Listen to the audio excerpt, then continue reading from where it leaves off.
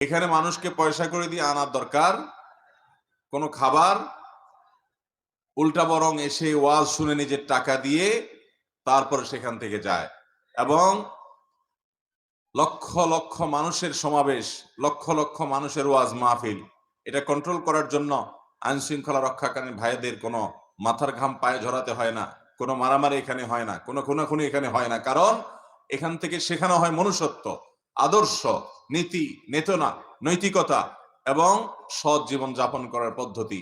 যার কারণে আলহামদুলিল্লাহ ওয়াজ মাহফিল গুলোতে যেভাবে সুশৃঙ্খল ভাবে মানুষ, হাজার হাজার মানুষ এসে আলোচনা শুনেন এবং কোনো প্রকার অশান্তি বিশৃঙ্খলা ছাড়া তারা নিজ নিজ বাড়িতে ফিরে চলে যান, এগুলো গোটা দেশের মানুষের বিশাল বড় শিক্ষা গ্রহণ করার মাধ্যম। এখান থেকে শিক্ষা গ্রহণ করতে হবে যে কোরআনের শিক্ষা মানুষকে সভ্য করে, শান্ত করে, ভদ্র করে, মানুষ করে, মনুষ্যত্ব গড়ে তোলে। অতএব সর্বস্তরে, ঘরে ঘরে আমাদের প্রত্যেকের জীবনে কোরআনের শিক্ষা বাস্তবায়ন করতে হবে। আল্লাহ তাআলা আমাদেরকে তৌফিক দান করুন। মুহতারাম হাজরিন, সুনানে তিরমিজি বর্ণিত যে হাদিস আমি তেলাওয়াত করেছি, এই হাদিসে সর্বোচ্চ সংখ্যক হাদিস বর্ণনাকারী অন্যতম সাহাবী আবু হুরায়রা রাদিয়াল্লাহু তাআলা আনহু বর্ণনা করেছেন, একবার প্রিয় নবী সাল্লাল্লাহু আলাইহি সাল্লামকে জিজ্ঞাসা করা হলো, সুইলা আন আকসারি মা ইউদখিলুন নাস আল জান্নাহ, মানুষকে সবচেয়ে বেশি জান্নাতে নিবে কোন আমলে, কি কাজ, কি আমল একজন মানুষকে জান্নাতে নেওয়ার সম্ভাবনা বেশি জাগিয়ে তুলবে? দুনিয়ার মানুষের মধ্যে সবচেয়ে বেশি সংখ্যক মানুষ কোন আমলটা করে জান্নাতে যাবে? নবীজি সাল্লাল্লাহু আলাইহি সাল্লামের কাছে জিজ্ঞাসা করা হয়েছে। তখন নবী করিম সাল্লাল্লাহু আলাইহি সাল্লাম দুটি কথা বলেছেন, আত-তাকওয়া ওয়া হুসনুল খুলুক।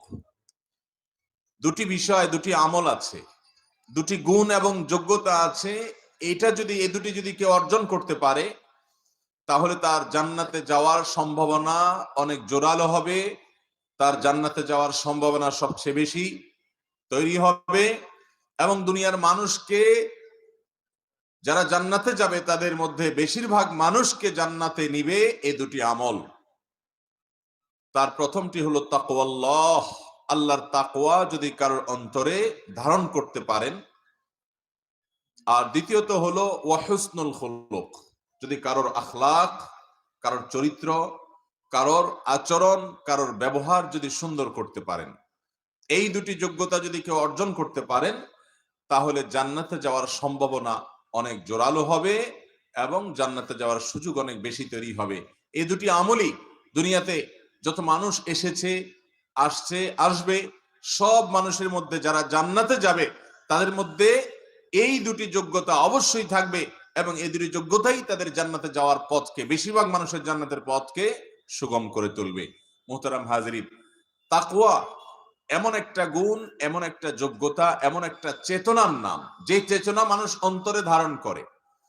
এই চেতনা হলো আল্লাহ ভীতি, এটা হলো আল্লাহ রাব্বুল আলামিনের ভয়কে অন্তরে জাগ্রত করা।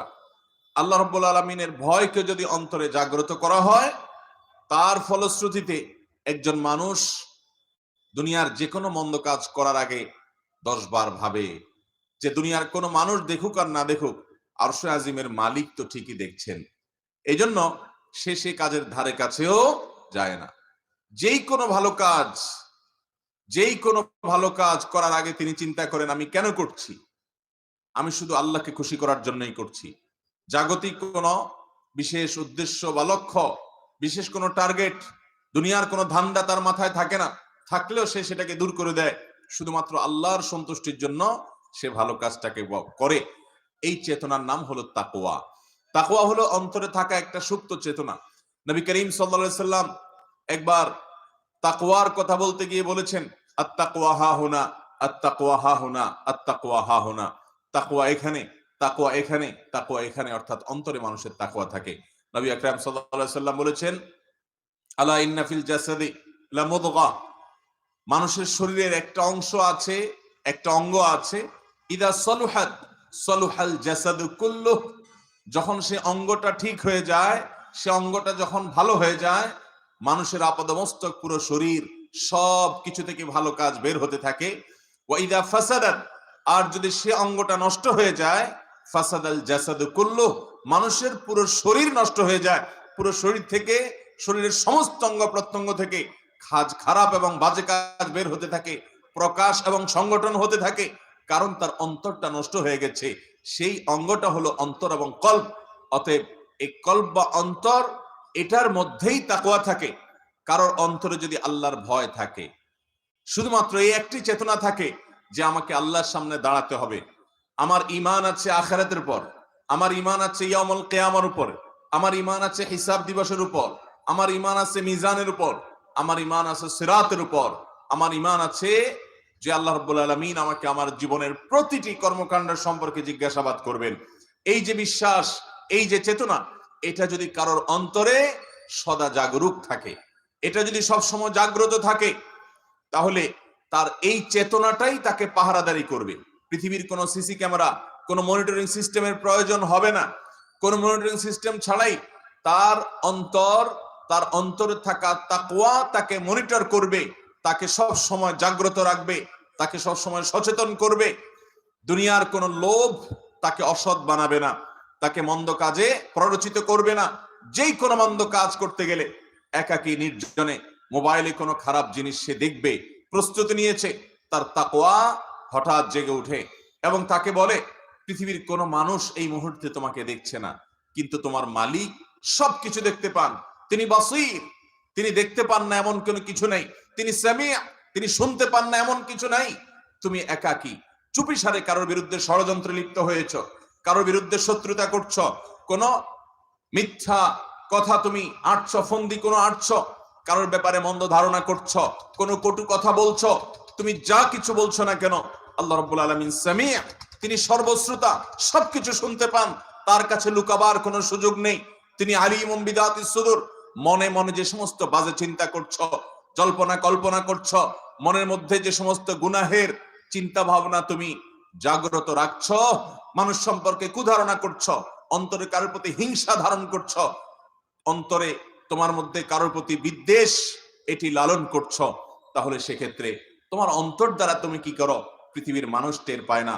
আরশে আজিমের মালিক তিনি আলিমুম বিদাতিস সুদূর, তিনি অন্তরের অবস্থা সম্পর্কেও সম্যক অবগত। অতএব তুমি এটি করতে পারো না। হঠাৎ করে তার ভিতরে যে এই তাকওয়ার চেতনা জেগে উঠে, এর ফলশ্রুতিতে সে যদি সে মন্দ কাজ থেকে বেঁচে থাকে, এর নাম হলো তাকওয়া। একজন সাহাবীকে জিজ্ঞাসা করা হয়েছিল তাকওয়া কাকে বলে। তিনি বললেন, তাকওয়া হলো কোন মানুষ এমন কোন এলাকা দিয়ে যাচ্ছে যে এলাকায় প্রচুর পরিমাণে গাছ আছে, সে গাছগুলোতে প্রচুর পরিমাণে কাঁটা আছে, এই কাঁটাদার গাছের যেই জায়গা আছে চতুর্পাশে এরকম গাছ, সেই জায়গাটা সে অতিক্রম করে যাচ্ছে, নিচে প্রচুর পরিমাণে কাঁটা পড়ে আছে। এই কণ্টকাকীর্ণ জায়গাটা পার হওয়ার সময় কখনো সে অসতর্ক হয় না, সবসময় সতর্ক থাকে যে প্রচুর পরিমাণে কাঁটা পড়ে আছে, অতএব আমার পায়ে যেন কাঁটা বিদ্ধ না হয়। এরপরেও শত চেষ্টার পরও যদি কখনো কাঁটা বিদ্ধ হয়ে যায়, সঙ্গে সঙ্গে সে সেই কাঁটা খুলে সেটা ফেলে দিয়ে আরো সতর্ক হয়ে চলতে শুরু করে। এরপরও যদি আবারও তার পায়ে কাঁটা বিদ্ধ হয়, আবার সে কাঁটা তুলে ফেলে দেয়, দিয়ে নতুন করে আরো আগের চাইতে বেশি সতর্কতা সেটি অবলম্বন করে সে সামনে যেতে থাকে। এইভাবে ওই জায়গাটা যদি সে পার হয়ে যেতে পারে, তাহলে এটার নাম হলো তাকওয়া। দুনিয়াতে আল্লাহ তাআলা বহু পাপের কাঁটা রেখেছেন, এই পাপগুলো আমাদেরকে আল্লাহর অবাধ্যতার দিকে নিয়ে যায়। এখানে অবৈধ উপার্জনের কাঁটা আছে, অবৈধ উপার্জনের হাতছানি আছে, আপনি চাইলেই হয়তো সেদিকে যেতে পারেন। আপনি ফেসবুকে, ইউটিউবে হারাম জিনিস শুনতে পারেন, হারাম জিনিস দেখতে পারেন, একাকী, কেউ দেখবে না, লুকিয়ে লুকিয়ে দেখার সুযোগ আছে। এটা হলো হারামের কাঁটা। আপনি চাইলে গায়ের জোর আছে কারোর প্রতি অত্যাচার করতে পারেন, কারোর উপরে জুলুম করতে পারেন, কারোর উপরে চড়াও হতে পারেন, সে পাওয়ার হয়তো আল্লাহ আপনাকে দিয়েছেন। এটা হলো কাঁটা। এই কাঁটা আল্লাহ তাআলা বিছিয়ে রেখেছেন পৃথিবীতে। জেনার কাঁটা, চোখের জেনার কাঁটা, জুলুমের কাঁটা, মুখ দিয়ে গুনাহ করার কাঁটা, এরকম ভাবে হারাম উপার্জন করার কাঁটা, নানা রকমের অপরাধ করার সুযোগ দিয়ে এই পৃথিবীতে আল্লাহ তাআলা অসংখ্য কাঁটা বিছিয়ে রেখেছেন। আর ইমানদারকে বলেছেন, তোমার এই 50, 60, 70, 80 বছরের যে জীবন তুমি পাবে, এই কাঁটাগুলো যেন তোমার মধ্যে কোনোভাবে প্রবেশ করতে না পারে, তুমি সতর্ক হয়ে চলতে থাকবে, গুনাহ থেকে নিজেকে বাঁচিয়ে বাঁচিয়ে চলবে। এরপরও যদি কখনো শয়তানের প্ররোচনায় তোমার দ্বারা গুনাহ হয়ে যায়, সঙ্গে সঙ্গে সেই কাঁটা খুলে ফেলে দিয়ে, অর্থাৎ সে পাপ ছেড়ে দিয়ে তুমি আল্লাহর কাছে মাপ চেয়ে তওবায়ে নাসুহা করে অন্তরের অন্তঃস্থল থেকে গভীরভাবে এবং একনিষ্ঠভাবে আল্লাহর কাছে লজ্জিত হয়ে মাপ চেয়ে আর কখনো সে কাজ করবে না মর্মে সংকল্প করে তুমি সেই পাপ থেকে তওবা করবে। এটাই হলো ওই কাঁটা খুলে ফেলে দেওয়া, গুনাহের কাঁটা।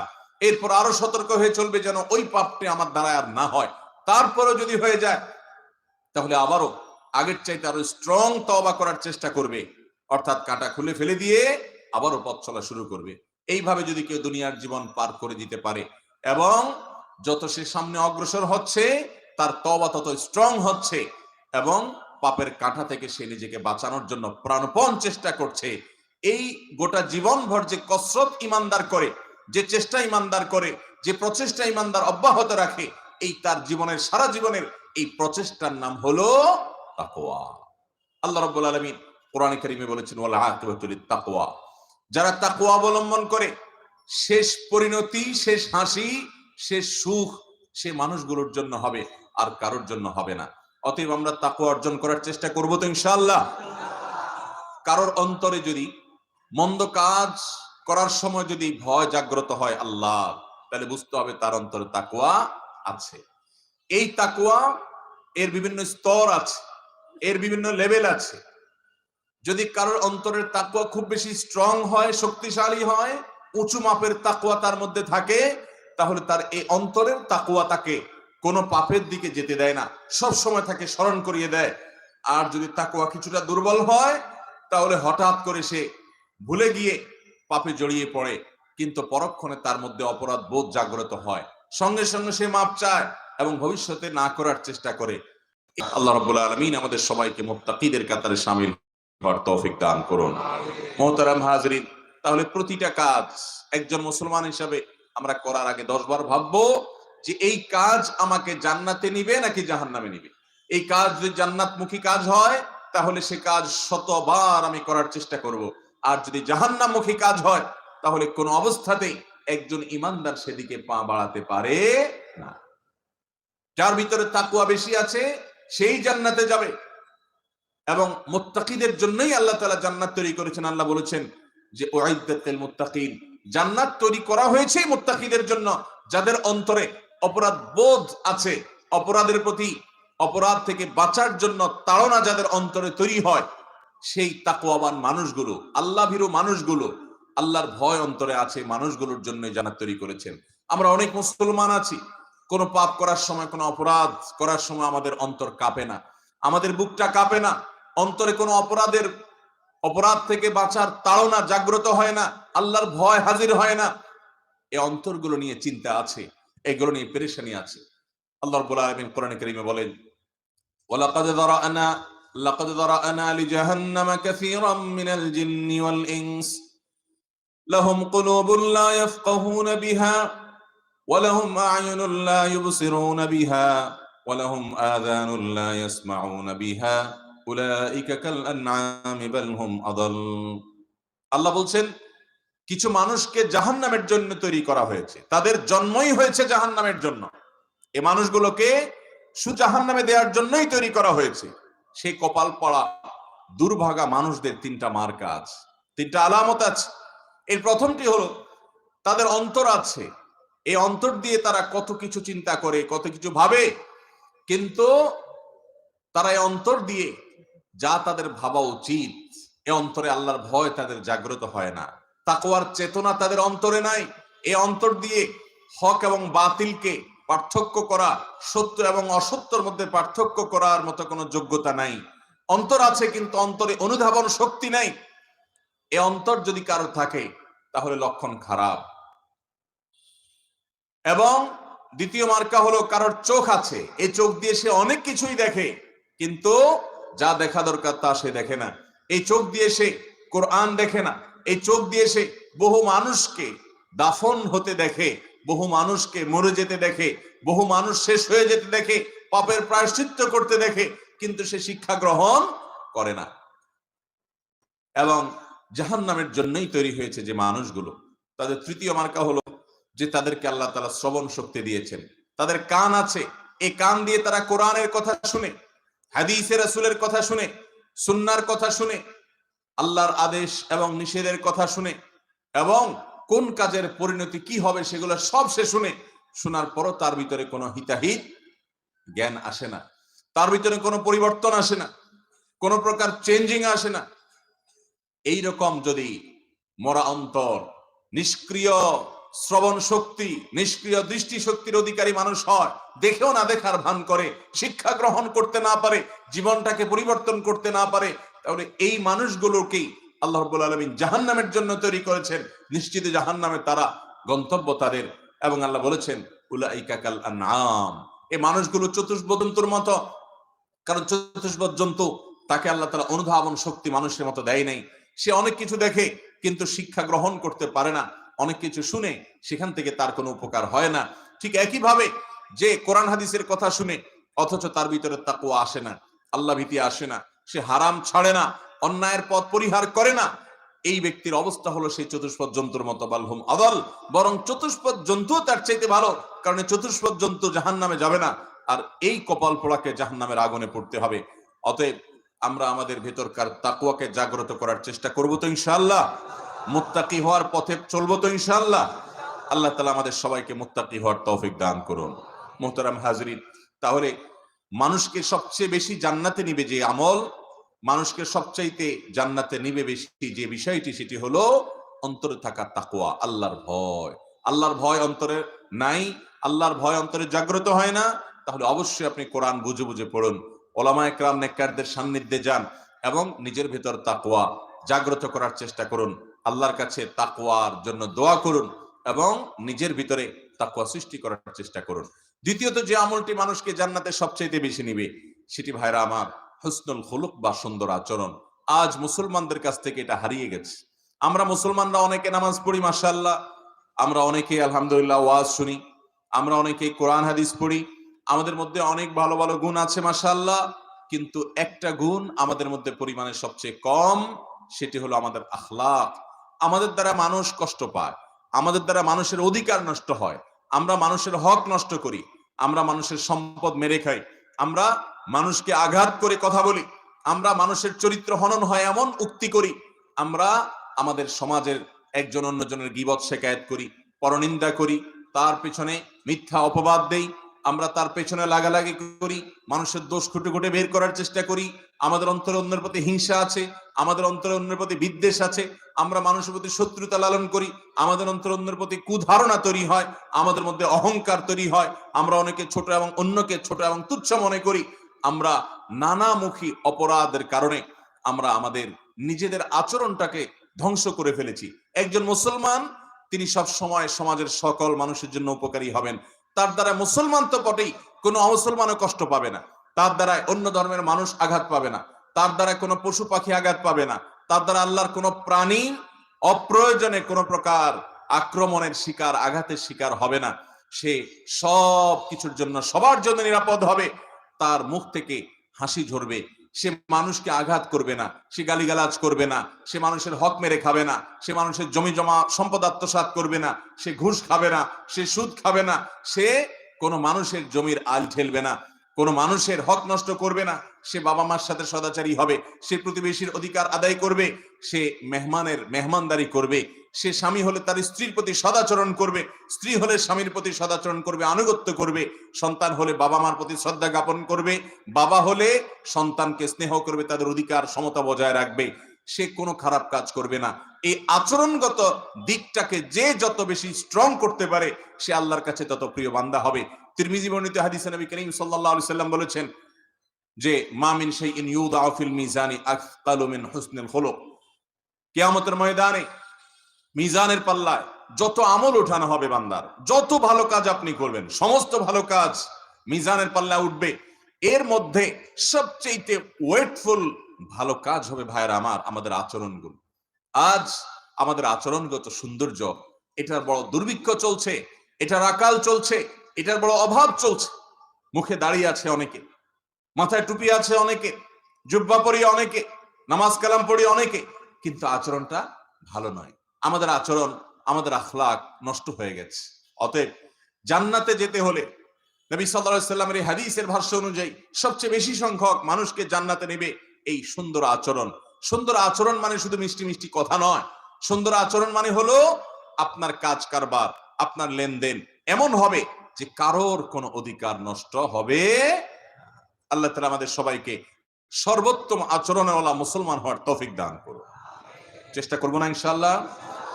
আমাদের নবীজি সাল্লাল্লাহু আলাইহি সাল্লাম দ্বারা কেউ কখনো কষ্ট পেয়েছেন?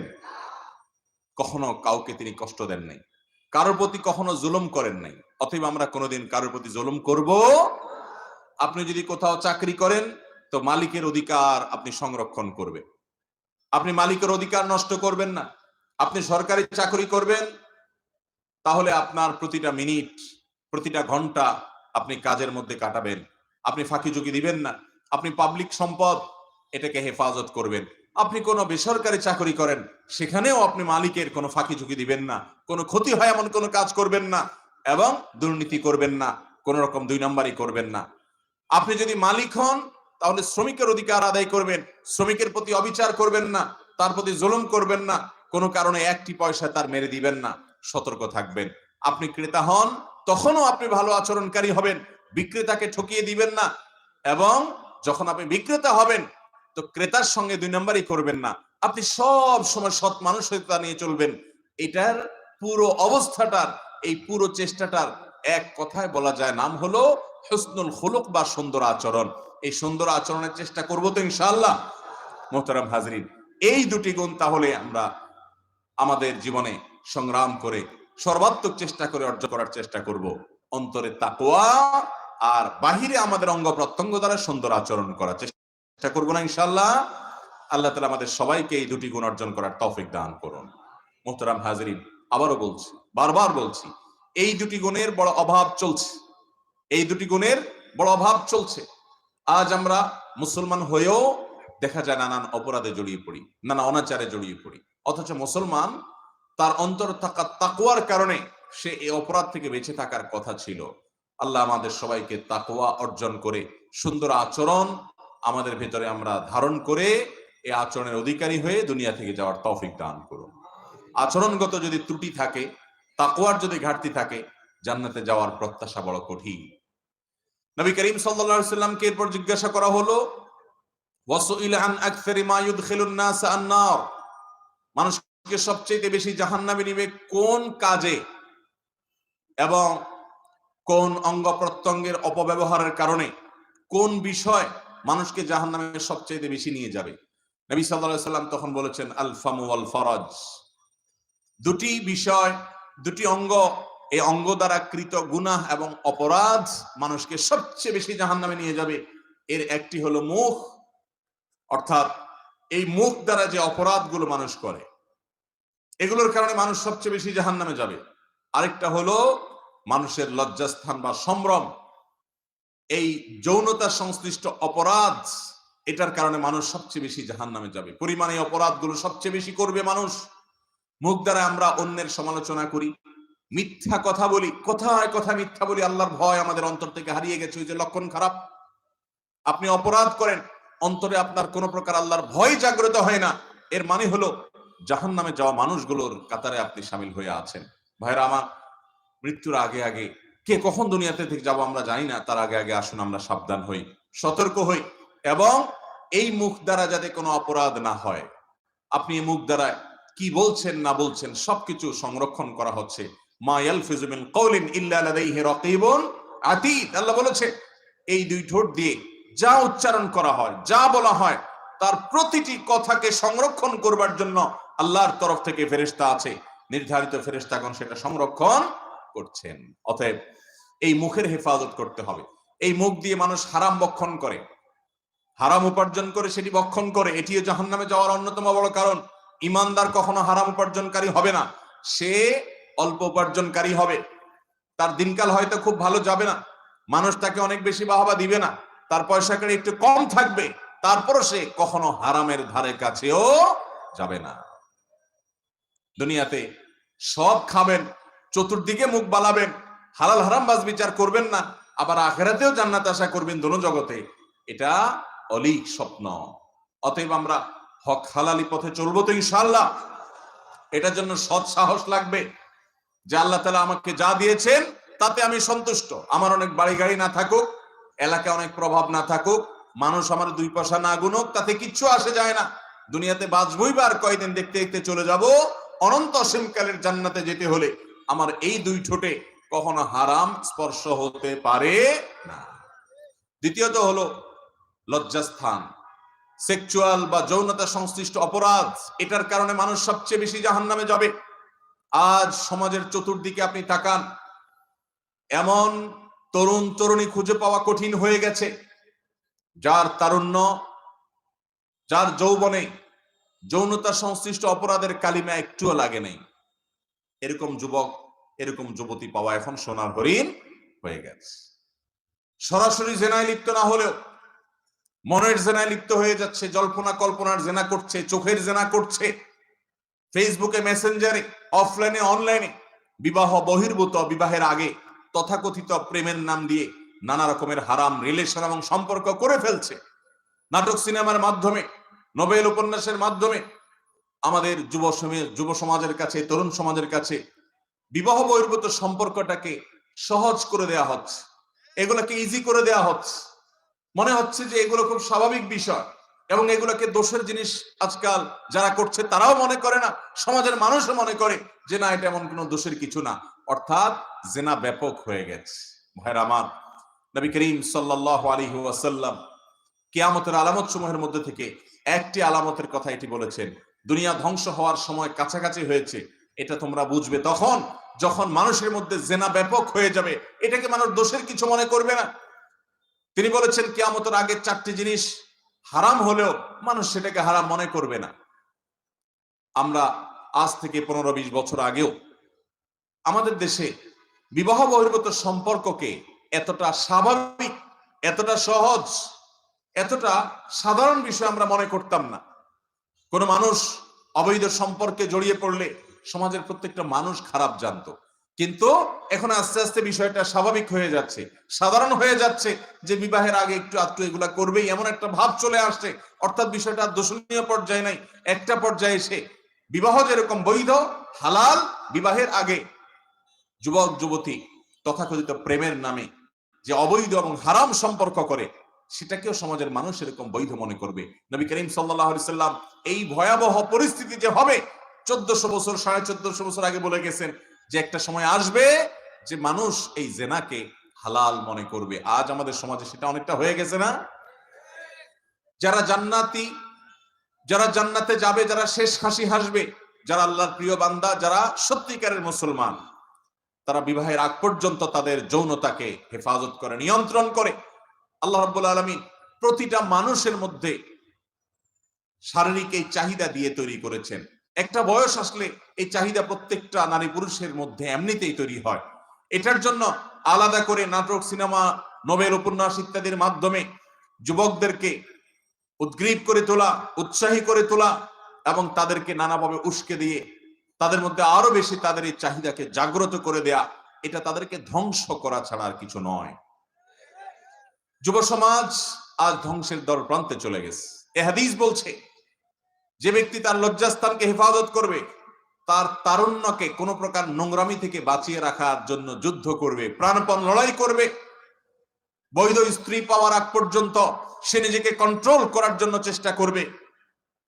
বহু যুবক তথাকথিত গার্লফ্রেন্ড কালচারে আক্রান্ত হয়ে নিজের চরিত্রকে ধ্বংস করবে, বহু যুবতী ধ্বংস করবে। এর মধ্যেও কিছু যুবক যুবতী নিজেকে বাঁচিয়ে রাখার চেষ্টা করবে। যারা এই কাজগুলো করবে এই মানুষগুলো জান্নাতি হবে। আর যারা নিজের এই চরিত্রকে ধ্বংস করে দিবে, মনে রাখবেন এই চরিত্র ধ্বংস হওয়া এটা জাহান্নামে যাওয়ার সবচেয়ে বড় কারণগুলোর একটি। এই জন্য নবী সাল্লাল্লাহু আলাইহি ওয়াসাল্লাম বলেছেন মানুষকে সবচেয়ে বেশি জাহান্নামে নিয়ে যাবে দুটি বিষয়। এক হলে মুখের অপব্যবহার, মুখ দিয়ে মিথ্যা বলা, মুখ দিয়ে গালিগালাজ করা, মুখ দিয়ে খারাপ কথা বলা, মুখ দিয়ে মানুষের সমালোচনা করা, মুখ দিয়ে মানুষকে মিথ্যা অপবাদ দেওয়া, মুখ দিয়ে মানুষকে আঘাত করা, এই মুখ দিয়ে হারাম উপার্জন ভক্ষণ করা এবং লজ্জাস্থানের অপব্যবহার, যত্রতত্র ব্যবহার, জেনা এবং ব্যভিচারের ব্যাপকতা।